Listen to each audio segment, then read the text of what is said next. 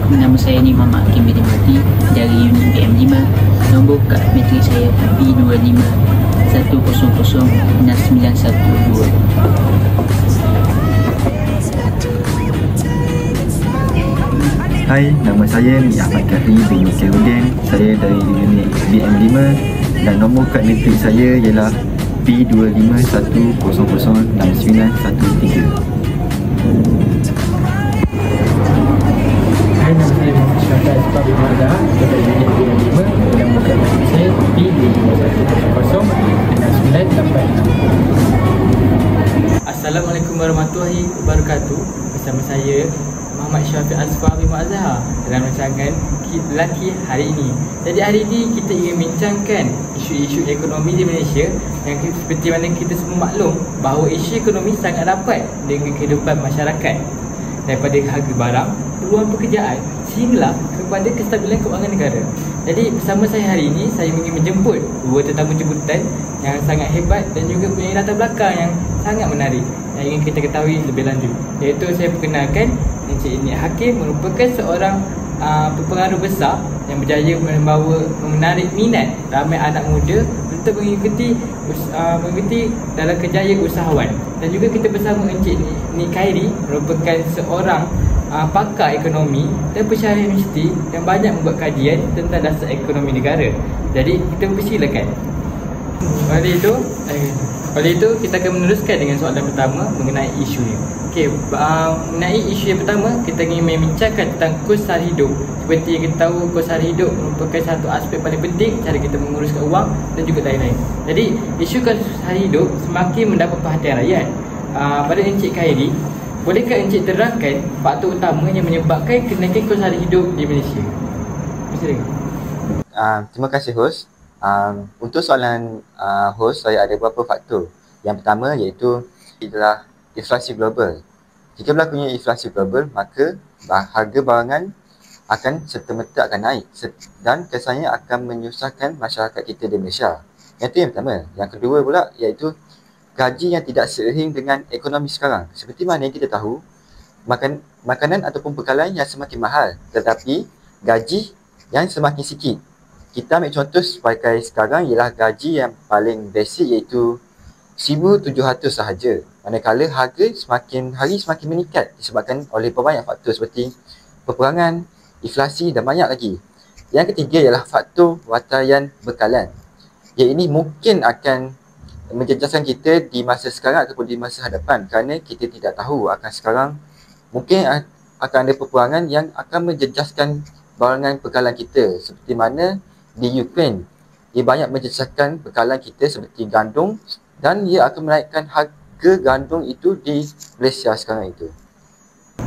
Okay, terima kasih kepada Encik Nik Khairi. Jadi kita lihat masalah ini bukan hanya isu dalaman tetapi juga dipengaruhi oleh keadaan global. Jadi kepada Encik Nik Hakim, sebagai seorang pengaruh besar dan merupakan usahawan yang berjaya, saya pasti awak dah macam-macam yang telah awak lalui, halangan segalanya. Jadi bagaimanakah Encik Nik Hakim lihat kesan kenaikan kos sara hidup kepada kehidupan seharian rakyat? Okay.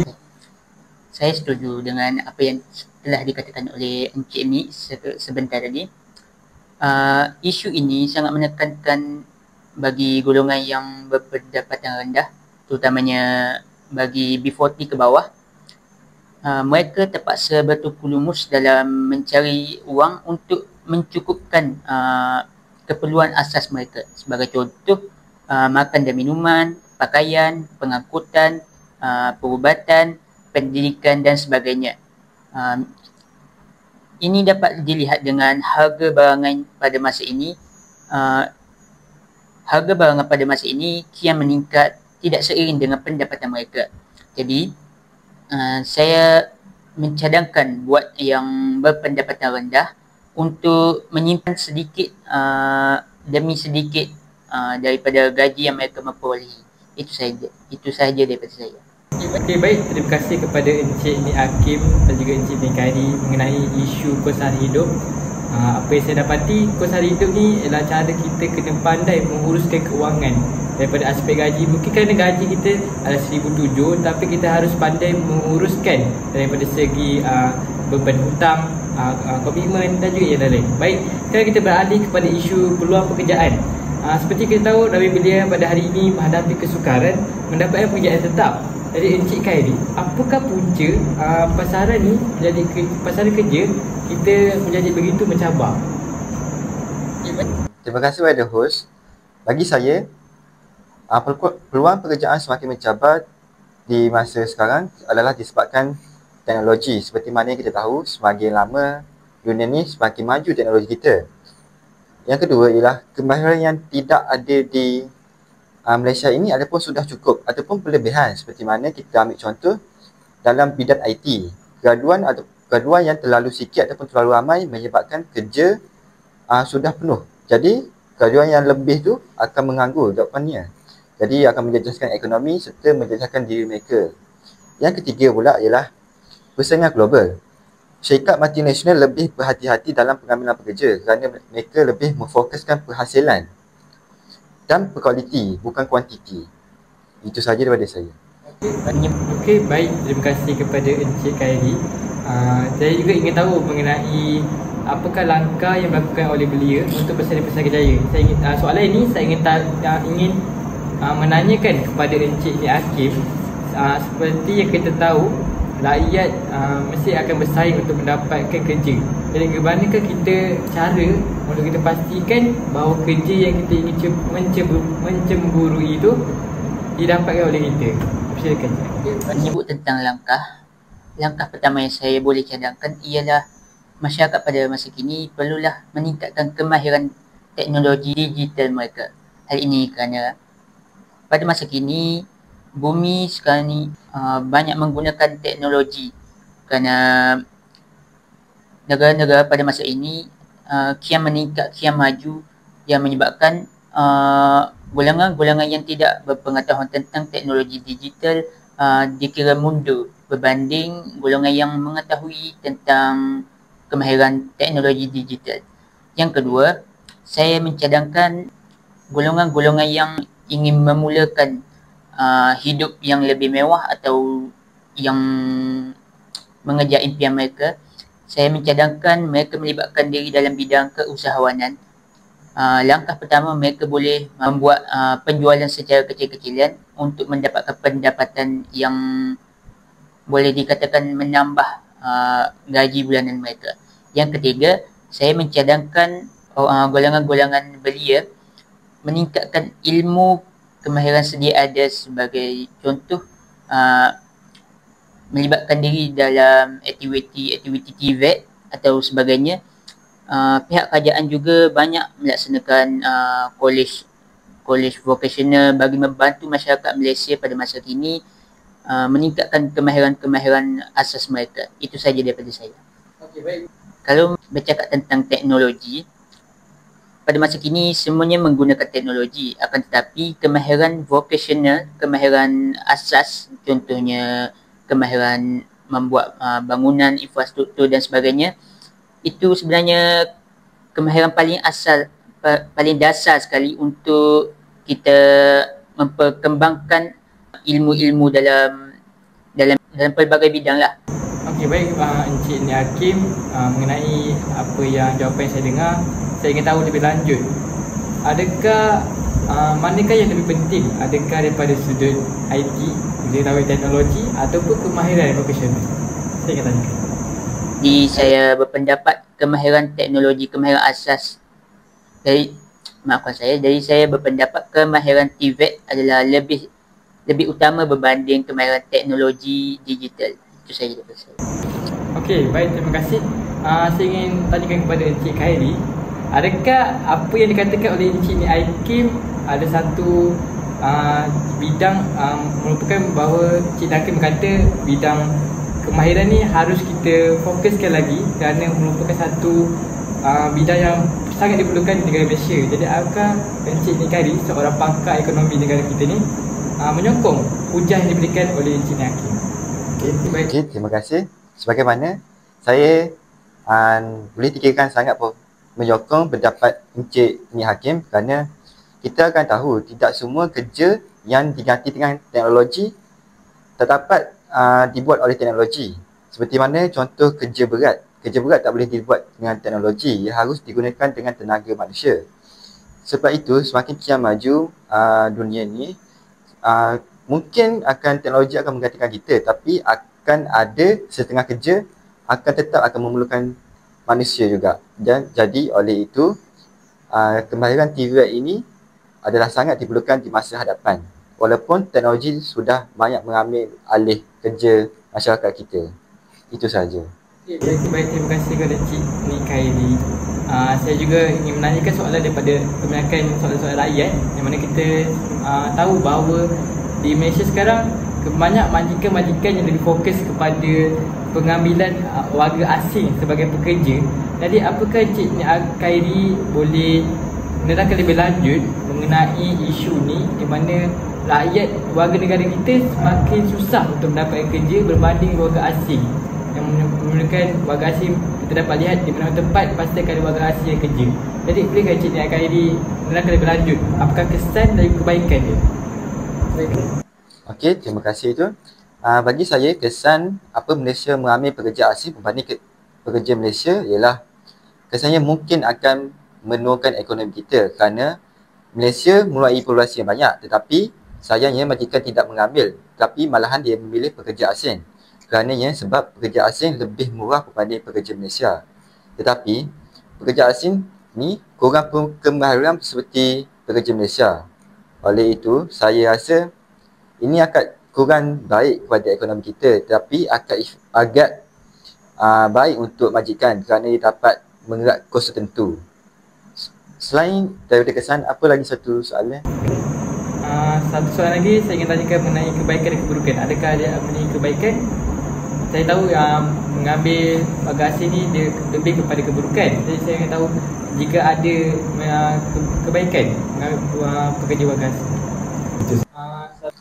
Bagi saya, mengambil kebaikan pekerja asing mungkin ada sedikit saja. Seperti mana kita tahu, kalau kita ambil pekerja asing yang betul-betul berkemahiran seperti pada universiti, itu bukan sahaja dapat menukar ilmu daripada pekerja asing dengan pekerja Malaysia, tapi kita dapat menukar teknologi, dan oleh itu kita dapat mengetahui ilmu mereka dan teknologi mereka akan Malaysia lebih maju. Dan kesan buruknya ialah rakyat Malaysia akan mendapat peratus pengangguran yang semakin hari semakin meningkat kerana kurangnya pekerja Malaysia tapi banyaknya pekerja asing. Itu saja. Okey, baik, terima kasih kepada Encik Nik Khairi. Jadi inilah soalan terakhir untuk saya tanyakan kepada Encik Nik Hakim, yang menjadikan saya tertanya-tanya. Jika kita dapat lihat warga asing yang mempunyai kemahiran, saya ingin tahu bagaimana Encik Nik Hakim bersaing untuk mendapatkan pekerjaan dalam bidang keusahawanan ini. Seperti tahu warga asing ada yang daripada universiti, ada yang dari CJ, kemahiran dan macam-macam lagi. Bagaimana Encik Hakim menyaingi cabaran-cabaran dan juga mengalahkan saingan-saingan Encik Hakim? Okay, baik. Terima kasih kepada host. Sebenarnya saya bermula dengan jualan secara kecil-kecilan. Dengan jualan secara kecil-kecilan itu, kebanyakannya yang membeli barangan-barangan daripada yang saya jual ialah masyarakat kita sendiri. Oleh itu saya berkembang dengan bantuan masyarakat kita sendiri. Mengenai isu yang kita bincangkan, sekarang kita ingin bincangkan mengenai lanjut isu yang ketiga, iaitu inflasi dan kewangan rakyat. Jadi kita ingin bincangkan tentang inflasi. Encik Khairi, bagaimanakah inflasi mempengaruhi ekonomi negara secara keseluruhan? Okey, terima kasih host. Untuk soalan host, saya ada beberapa faktor. Yang pertama iaitu yang paling fokusnya adalah inflasi global. Jika berlakunya inflasi global, maka harga barangan akan serta-merta akan naik dan kesannya akan menyusahkan masyarakat kita di Malaysia.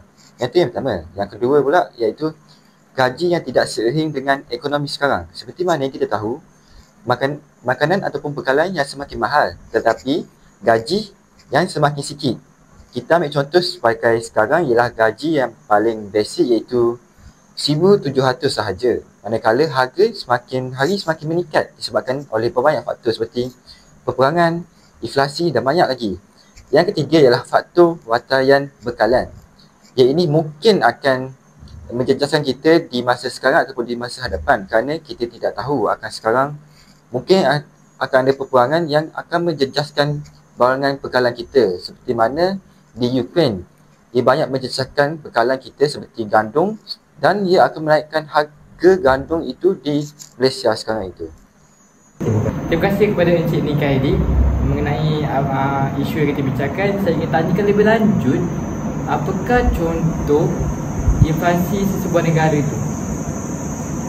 Terima kasih kepada host untuk soalan itu. Bagi saya, inflasi yang tinggi akan menjejaskan kuasa beli rakyat. Apabila barang semakin mahal, pengguna berbelanja semakin kurang, seterusnya memberi kesan kepada pertumbuhan ekonomi. Pelabur juga akan hilang keyakinan untuk melabur di kawasan kita, memandangkan ekonomi kita tidak ada pertumbuhan. Selain itu, jika tidak dikawal, inflasi ini akan melemahkan pertumbuhan ekonomi kita.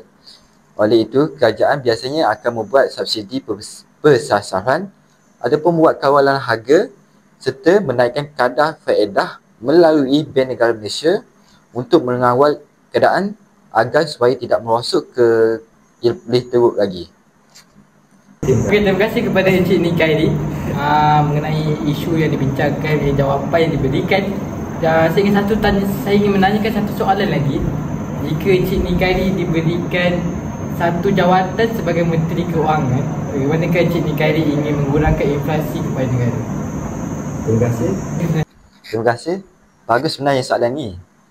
Sebab sekarang ni saya sedang membuat penyelidikan macam mana untuk menyelesaikan isu-isu ekonomi sekarang juga.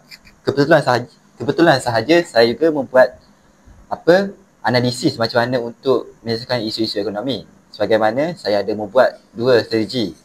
Yang pertama ialah jangka pendek, iaitu membuat bantuan tunai sementara. Seperti mana kita tahu, kerajaan sekarang itu menyediakan mai kasih sebanyak RM100 kepada yang bujang dan bantuan setiap bulan kepada warga emas.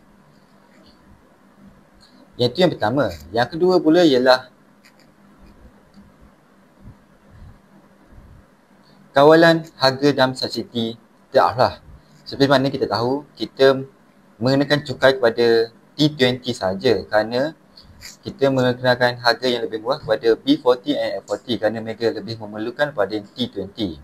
Itu adalah strategi jangka masa pendek. Yang kedua ialah strategi jangka masa panjang pula. Kita teruskan dengan strategi jangka masa panjang, iaitu kita meningkatkan produktiviti pertanian dan industri makanan. Seperti mana kita tahu, semakin maju dunia kita ni, semakin maju teknologi yang kita ada. Oleh itu, kita ambil kelebihan itu dengan menggunakan teknologi moden untuk agrotish seperti mana kita guna drone untuk penanaman ataupun pembenihan. Selain itu, ia dapat mengurangkan kepergantungan barangan import. Yang kedua itu, kita melatih pekerja agar pekerjaan mereka lebih bernilai di masa hadapan supaya mereka tidak menganggur di masa hadapan, dan sudah tentu peratusan pengangguran akan menurun. Sekian itu daripada saya. Okay, terima kasih kepada Encik Nikaidi mengenai jawapan yang diberikan oleh beliau. Satu jawapan yang amat berkesan kepada kita. Seterusnya saya ingin tanyakan kepada Encik Ni Hakim, merupakan seorang usahawan. Kita tahu dia merupakan seorang usahawan berjaya. Jadi saya ingin tanya, apakah cabaran utama yang anda hadapi sekarang dalam menjalankan perniagaan? Terima kasih kepada host dengan pertanyaan yang telah diberikan sebentar tadi. Di apa yang cabaran utama bagi saya ialah untuk memuaskan kepuasan pengguna. Contohnya saya mengeluarkan produk-produk tempatan, produk-produk baru. Jadi saya memerlukan dan memastikan kepuasan pengguna agar mengukuhkan keuntungan daripada syarikat saya.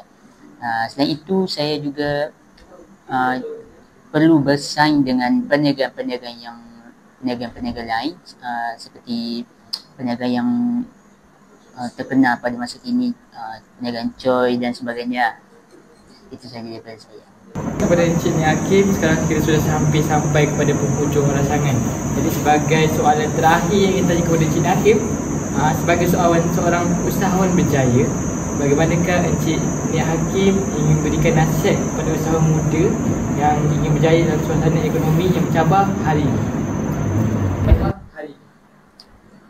Okey, antara nasihat yang boleh saya bagi ialah mencuburi bidang kemahiran teknologi digital sebagaimana cadangan saya sebelum ini, kerana pada hari ini kebanyakan jualan dimuat naik secara digital. Jadi masyarakat pada masa kini banyak menggunakan media-media atau platform seperti Shopee, TikTok dan sebagainya untuk menjual produk-produk mereka. Itu saja daripada saya. Terima kasih kepada Encik Nia Hakim. Sekarang kita sudah sampai ke hujung rancangan kita, iaitu Lelaki pada hari ini. Saya mengucapkan terima kasih kepada kedua-dua tetamu jemputan kita, iaitu Encik Nikairi, seorang pakar ekonomi, dan juga Encik Nia Hakim, seorang usahawan berjaya dalam menjayakan bual bicara kita pada hari ini untuk mengenai isu ekonomi yang terjadi pada negara kita dan juga dunia. Terima kasih.